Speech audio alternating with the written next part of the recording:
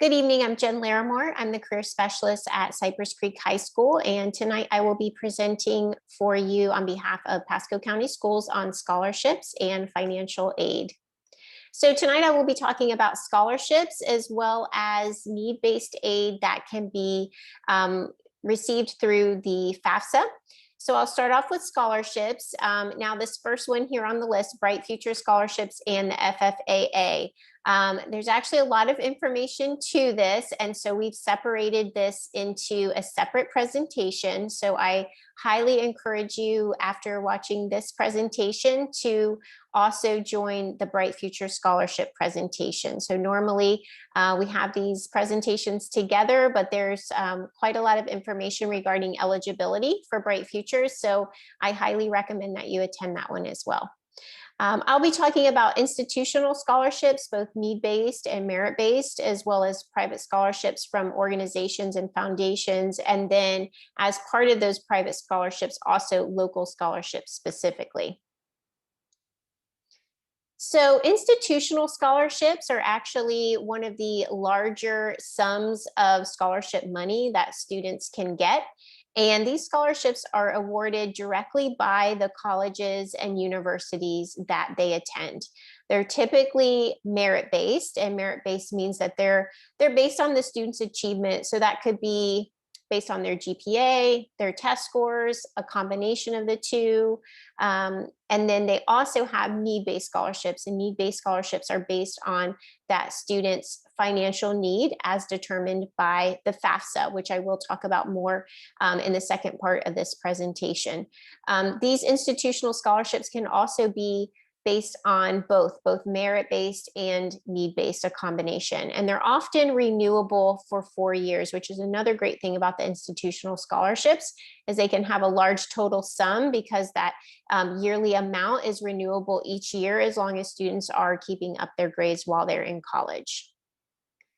So to apply for institutional scholarships, you would actually need to apply for these in your senior year, and you apply for them at the time that you're actually applying for admissions to those colleges. Sometimes you will need to fill out a separate application, but more often than not, the application that you submit for college admissions will actually be used to evaluate you for merit-based scholarships as well.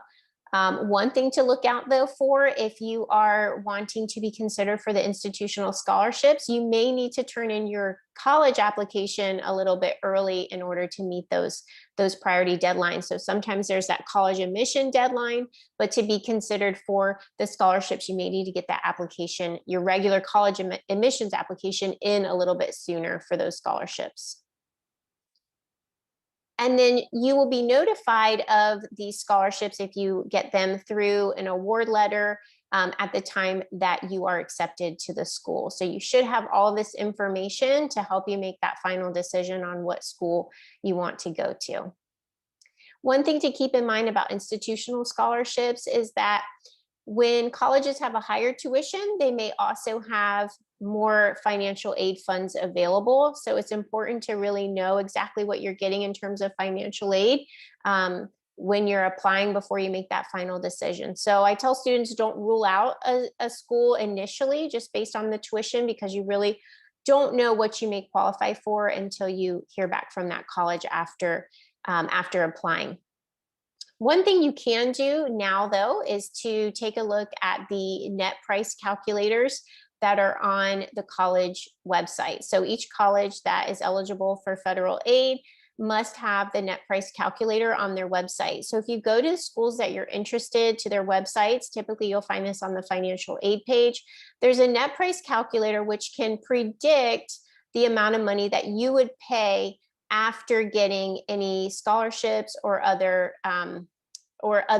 need-based aid from that college. So you can go on those now, even if you're not currently a senior, just to get kind of a ballpark idea of what you might potentially qualify for, just based on income and based on the cost of attendance for that school. So it's one way that you can kind of determine now what you may be paying for, but of course you want to wait until senior year when you get that official award letter to know for sure.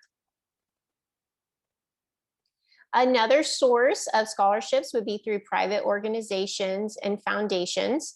And these scholarships can be merit-based, need-based, or both, similar to the institutional scholarships. And they're really going to be based on what parameters that donor sets, whether it's a large organization or foundation, or whether it's a family foundation that's putting out that scholarship, and that application process is really up to them as far as what they're looking for in terms of eligibility. They could be a one-time award, they could be renewable. Again, that's going to be up to the donor. And for merit-based scholarships, it can really be based on anything. It can be based on academics like GPA or test scores, but it can also be based on student talent. So a lot of times you'll see scholarships, for example, an essay contest, or maybe they have to create something like an ad or a film or some type of artwork. So those scholarships may not take into consideration grades or academics at all. So it may just depend on that scholarship as far as what they're looking for. And then local scholarships are really the same as those private foundations, but they are just specifically local to our area.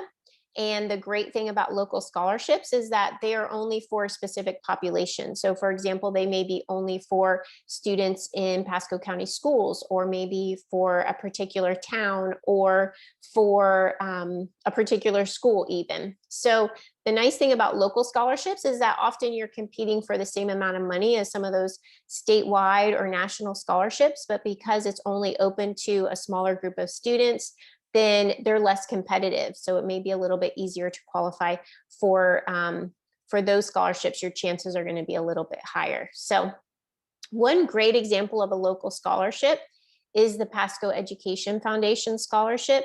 Now, you must be a senior to apply for this, but it's open every December of senior year. And again, it's only open to students in Pasco County, so only Pasco County seniors.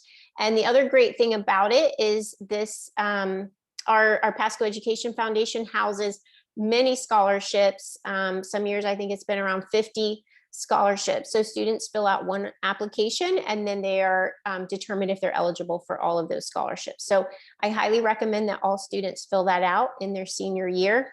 Most local scholarships will be for seniors.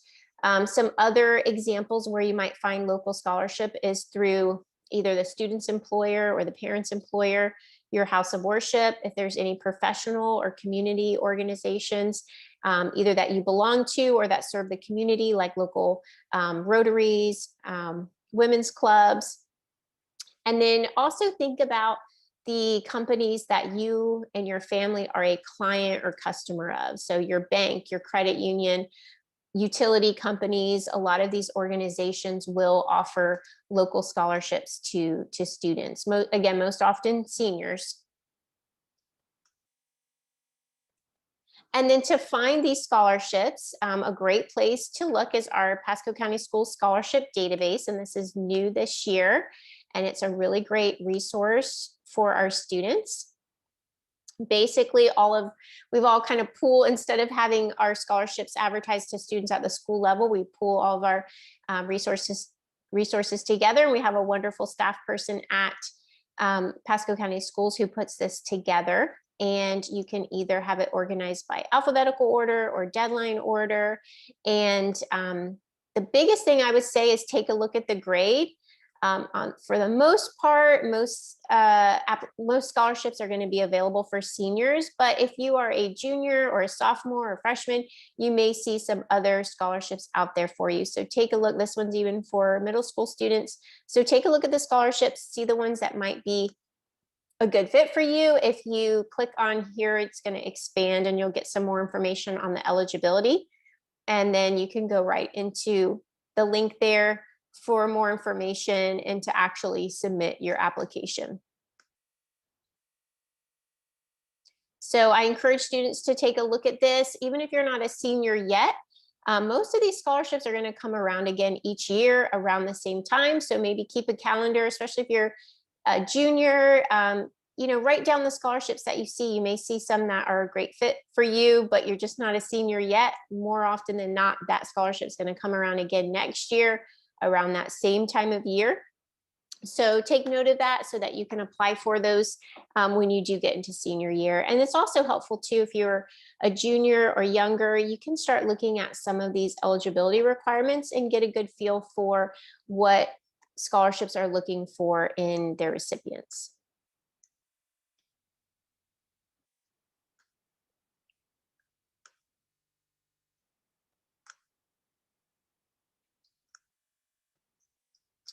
Okay, I'm going to talk a moment about scholarship essays. Because there are a lot of scholarships out there that do want to see an essay.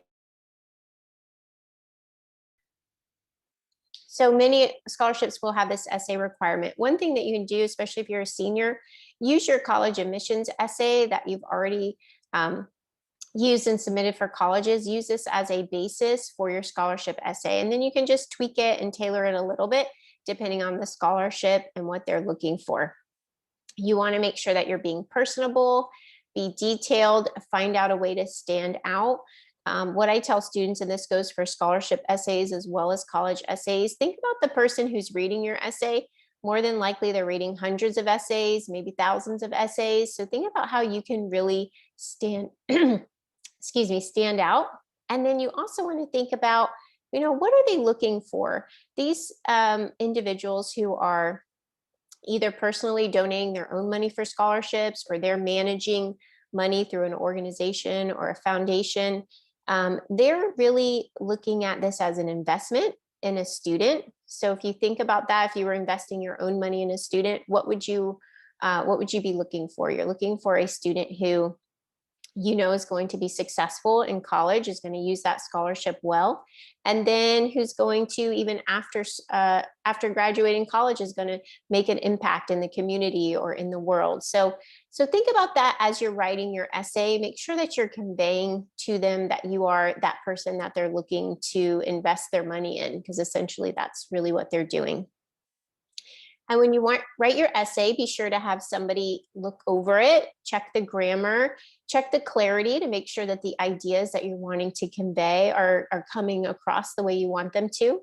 But you also want to make sure that it's not over edited. Sometimes if you edit it too much, or somebody else is editing it too much, it's going to start to sound more like them and less like you.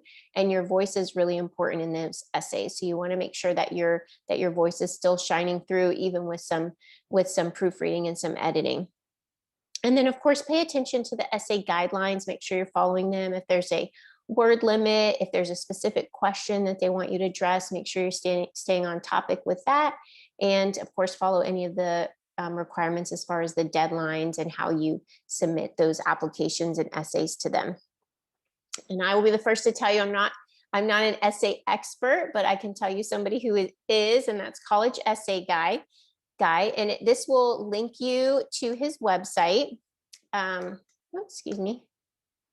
This will link you to his website. And he has some really great resources, some free resources for students as far as writing your scholarship essays, college essays as well. He'll often do virtual workshops and boot camps for students on essay writing. So it's a really good, helpful resource as far as getting some ideas down on paper that will work for you for your scholarship applications. And then as far as scholarships are concerned, after high school, there's still a little bit of work to do. You want to make sure that you know all of your renewal guidelines for your scholarship. So some scholarships, again, it's going to depend on whether what the donor wants, but especially if it's a renewable scholarship, they may want to see specific grades.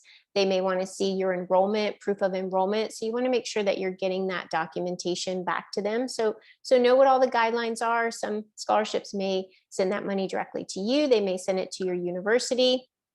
So just be in communication as you earn those scholarships, so you know exactly what the expectations are for you. And then another thing you want to do is you want to keep searching for scholarships throughout college. There will still be more scholarships out there for you to apply for. And a lot of students make the mistake of not continuing to apply for scholarships. And that just means that there's a lot more untapped resources out there. So continue to look for scholarships. You may start to find scholarships in your particular major. So be sure that you're talking to your advisors within your department to find out what those department-based scholarships are. You can also get more information on scholarships from your career center and also from the financial aid offices at your college. And then when researching scholarships, you also want to make sure that you're being cautious. You should never be asked to pay a fee either for a scholarship application or for scholarship searches. There's too many free resources out there for you. So that should definitely be a red flag anytime you see anything fee-based. You may also want to set up a separate email address, especially if you are using a website where they search for scholarships for you. Even if it's free, just know it probably means you're going to get a lot of spam, a lot of junk mail. So you may want to set up a separate email address so you don't have to deal with all of that. It's also important to recognize the difference between scholarships and sweepstakes. If you do use a scholarship search site, which hopefully you won't need to with the website that we have, the district database scholarship site, it's really meant to be there so that you don't have to use those scholarship searches. There's definitely, as you saw, plenty of scholarships on there. So it should keep you busy for a while in terms of applying for scholarships. But if you decide to use a scholarship site like scholarships.com, you'll see a lot of the sweepstake type things out there, which basically it's kind of like a prize drawing. So it's not a scam in that they won't take money from you, but it may not be the best use of your time. So be on the lookout for those. And then if you want to read some more about potential scholarship, fraudulent scams, things like that, there is information on this link here that will take you to the FTC website specifically on that. And there is a place on that website where you could report any scholarship scams that you see, anything that looks fraudulent. Now I'm going to switch gears over to discussing federal student aid, and students will apply for any federal aid using the FAFSA. And the FAFSA can be found at this website here. And this is, you'll see what the website looks like. There are some phony ones out there, so make sure that you have this one. This one's the real deal website, Federal Student Aid. And basically when you fill this out, it's used by just about every post-secondary institution in the country. So when you fill this out, it will determine help colleges determine if you are eligible for any federal grants, any work study programs, or any loans. And then the eligibility, it's not based on merit, it's going to be based solely on financial need of the family. The application period opens October 1st of senior year, so you won't be able to fill it out until you're a senior. And then you'll have until about June to fill it out, but it's highly recommended that you fill that application out the sooner the better. So basically the money is awarded on a first come, first serve basis. So you want to get that application in as soon as possible. And also some of the colleges are going to require it early on in order to determine financial need before you make that final decision. So make sure you're filling that out as close to October 1st as possible. And you will need to reapply for the FAFSA every year. So once you're in college, you're going to continue to apply for it. When you go to the website, something to think about for current seniors, the application for FAFSA is from fall to summer of the next year. So if you're planning to go to start in the fall of 21, you'll just need to fill out the one application. If you're starting a little bit earlier and starting classes in the summer and you want to apply for FAFSA or apply for student aid in that summer term, you'll actually need to fill out the previous year's FAFSA as well, because this summer is part of that 2021 school year application. So you'd want to fill out both FAFSAs if you wanted to be considered for that summer term financial aid as well.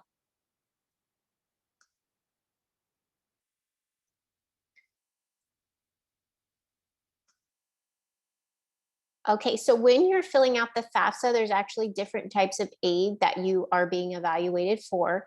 One is the federal Pell Grant, and that's considered gift aid, which means it does not need to be paid back. It's need-based, just like all of the financial aid through FAFSA. There's also the Federal Supplemental Educational Opportunity Grant, which is another grant that does not need to be paid back. You have federal student loans, and those do need to be paid back with interest depending on the type, which I'll talk about in the next slide. And then you also have work study programs. Work study programs, when students qualify for these programs, basically they have the option to apply for a job on their campus. So their college campus will have specific positions that they advertise that are specifically for work study students. And so this is a really great way for students to earn money. So they'll actually get their aid in the form of a paycheck. So it's similar to a part-time job, but the advantages of doing it through work study is that they're getting a job on their campus. So there's a lot of convenience to that. Maybe they have a block of time between classes that they could be working in. Maybe it's in the financial aid office or student activities or admissions.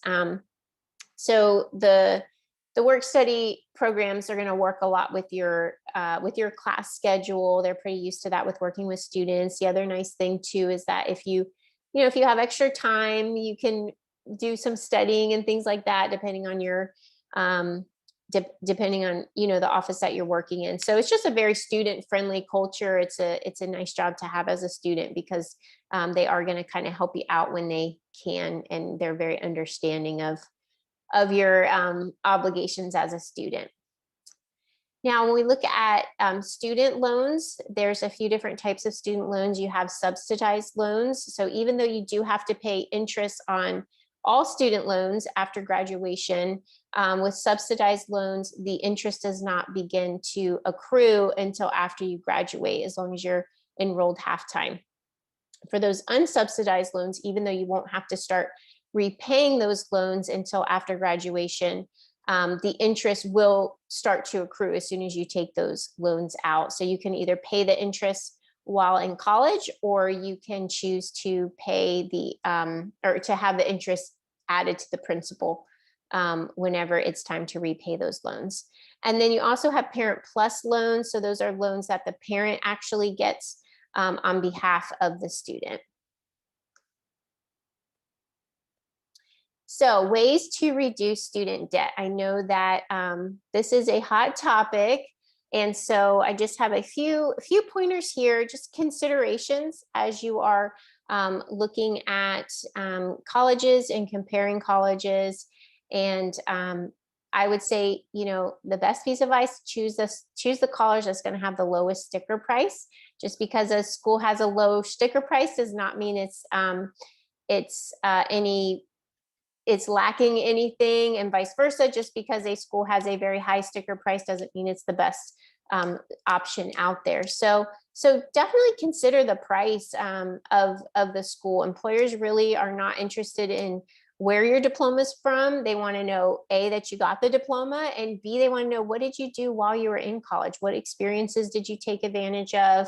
What skills did you gain while you were there? So this is one of those situations where you get out of it what you put into it. And so I've seen, I haven't seen a college out there yet that doesn't have a lot of great opportunities for students, as long as they're willing to take advantage of them. So, getting involved in those student organizations, taking advantage of internship opportunities, getting some shadowing experience when you can. So you can really carve out some really wonderful opportunity and experience for yourself if you're willing to do that at any college. So so think about that with the sticker price, especially that net price after you get the final bottom line of that college. The other thing I like to share with students and parents is that you can get a $10,000 bachelor's degree. So I know $10,000 is still a lot of money, but not in comparison to a lot of the degrees that we see out there. So I like to share this. I think this is pretty neat. At PHSC, they have a bachelor's degree program, which is why they're state college. And so you can read a little bit more about the eligibility here. But basically, due to Florida statute, you will not pay over $10,000 for your courses. And if you take a look here, you can see it's part of their business bachelor's degree. So the bachelor's in supervision and management. And then within that degree, you can actually specialize in any of these areas: aviation, cybersecurity, healthcare management, public safety, organizational management. So a lot of opportunity there, a lot of great career choices. So something to consider. A $10,000 bachelor's degree is a wonderful thing. So also living at home during college. I know a lot of students, I talk to them every day. They're eager to get out there and live on campus and have that experience, which I certainly understand. But when you look at the prices of room and board, it's going to be similar to the price of tuition. So you're basically kind of doubling your college expenses when you are living on campus. So if you can live at home, if you have a situation where you can do that, you can cut your costs dramatically. And then I also encourage students to run the numbers and really look at, sometimes we look at that overall final price of all 4 years, and it is quite a bit of money and can be daunting. So take a look at the numbers semester by semester, class by class, and see how much of this could I really pay as I go. Could I pay some of this and tackle this with a part-time job or with saving over the summer? What can I do to really offset the cost now so that I'm not looking at paying so much in the future with interest after graduation? And then another piece of advice is not to take out student loans for living expenses or other non-tuition items. I think one of the issues with student loans that people can really run into trouble with is that when you take out those loans, the money can be issued to you directly. And so that money can be spent on things other than tuition. It can pretty much be spent on anything. So when we look at the student loan crisis that we have, $1.7 trillion in student loans, it doesn't necessarily mean that $1.7 trillion was spent on the tuition itself. So that money could have been spent on other things. And so you don't want to be in that situation where you're not being conscientious of the amount of loans that you take out and what you spend on it. And again, that's just going to be something that is something you'll have to pay interest on down the road. So another thing that may help when you are considering your student debt is if you use a loan repayment simulator. And you can find this on the federal student aid site. And this will help you have an idea of what the payments will actually look like. And so you can kind of see the long-term effects in just the different situations. So maybe, school A would have a certain payment that you'd really be looking at after graduation. Maybe school B would have a smaller payment. So think about that. Look at the monthly payment in comparison to what you expect your monthly take home to be. So just having that idea makes it a little bit more tangible, and seeing what the long term is going to look like in terms of repaying that those loans back. So just some considerations. Certainly, and this is why it says ways to reduce student debt. Sometimes it can't be done without student debt. I understand that, but this is just some ways to kind of help in reducing that overall amount that you might be looking at after graduation. All right, so let's talk about kind of the logistics of the FAFSA.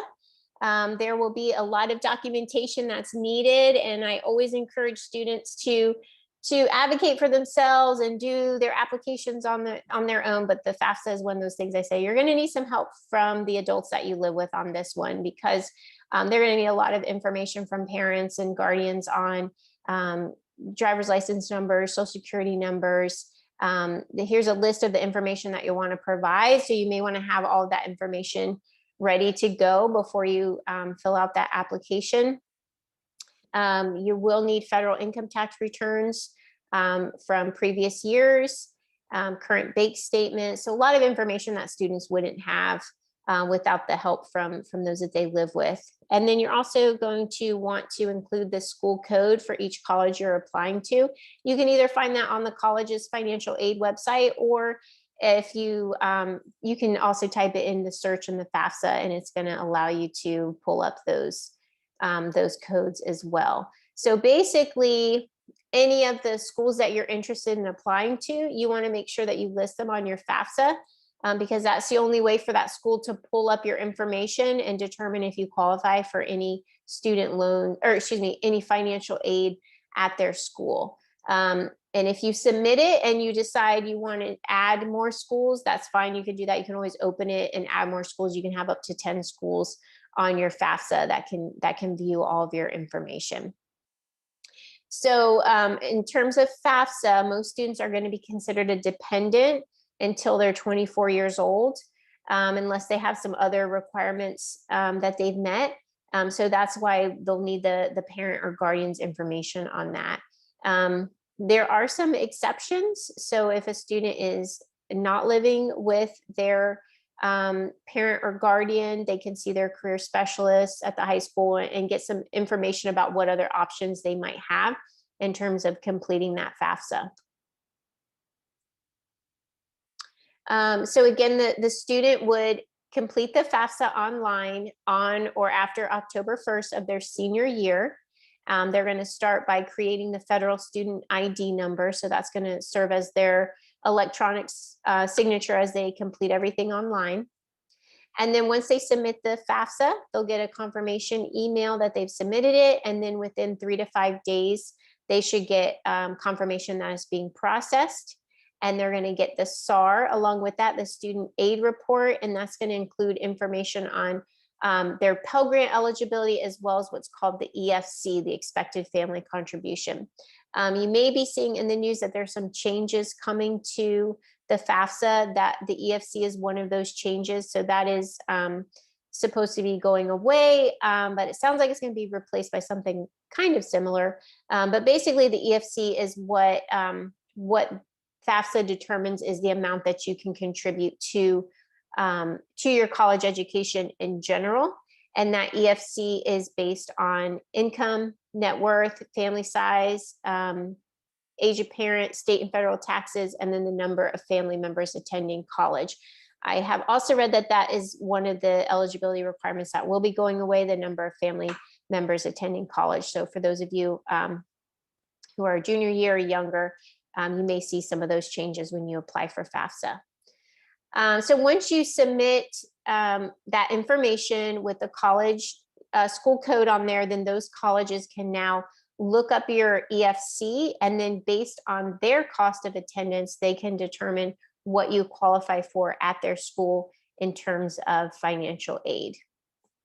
So once you get accepted to a college, they're going to issue you an award letter, and that award letter should outline all of the specific financial aid that you qualify for, whether it's federal aid, state aid, any of their institutional scholarships, any of their grants, all of that. So you should have a nice bottom line and a real solid idea of what you can expect to pay for, at least that year. It may change in subsequent years, depending on your FAFSA, but you should know so that you have a good way to kind of compare apples to apples in terms of the colleges that you are being accepted to. So National Decision Day is May 1st. So for most colleges, you will be able to make that final decision based on that financial aid, because for most students, that's going to be a pretty hefty part of that decision making as well.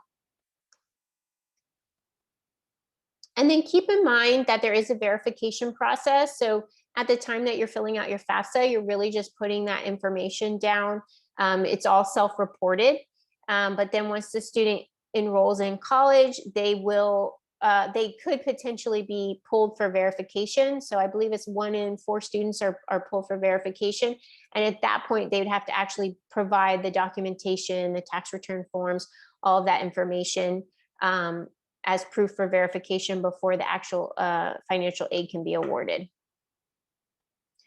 And then it's important to keep in mind that because the FAFSA is based on the information that you submitted from previous years' tax returns, If your financial situation has changed, that is something that can be considered. So please reach out to the universities that you're interested in as soon as possible, to let them know, and then they can help you with determining if they can reassess your FAFSA application. And then this is a great number for FAFSA. As career specialists at the high schools, unfortunately, we can't see anything that the student submits through FAFSA. So basically, our role is directing them to the FAFSA, encouraging them to fill that out. But once that's done, it's a little kind of out of our hands. We can't view anything as far as like forgotten IDs or passwords. We can't see anything in terms of the EFC or eligibility for Pell Grants or any of that. So I always encourage students, if you're having an issue with the application itself, reach out to this phone number, give them a call. They are very helpful in terms of guiding students through the FAFSA. You will get a real person. And then in terms of knowing what you qualify for, I encourage students and parents to reach out to the financial aid offices of the colleges that you're interested in, because they can, as long as you've listed them on your FAFSA, they can pull up the FAFSA and see that information and guide you better in that regard. And you don't have to be a current student there. You don't even have to be committed to that college, as long as their school code is on your FAFSA and they're somebody that you are interested in. Reach out to them, because they should be helping you through this process, so you know exactly what you're going to qualify for at that school in terms of financial aid. And then if you have additional questions after this presentation, if you're attending live, I will have a live Q&A Zoom. Please come in there and ask me any questions that you still have. If you are watching this after the fact, I encourage you to reach out to the career specialist at your high school. And if you click on this link here, you will see a list of all of the career sites for each of the high schools. So if you take a look at your school there, you should have, oh, that didn't work. I think ours needs to be relinked. There you go. So you can link right to the career specialist page and get the contact information to ask those questions as well. So thanks so much for attending. And again, make sure that you attend that Bright Futures presentation as well. Thanks.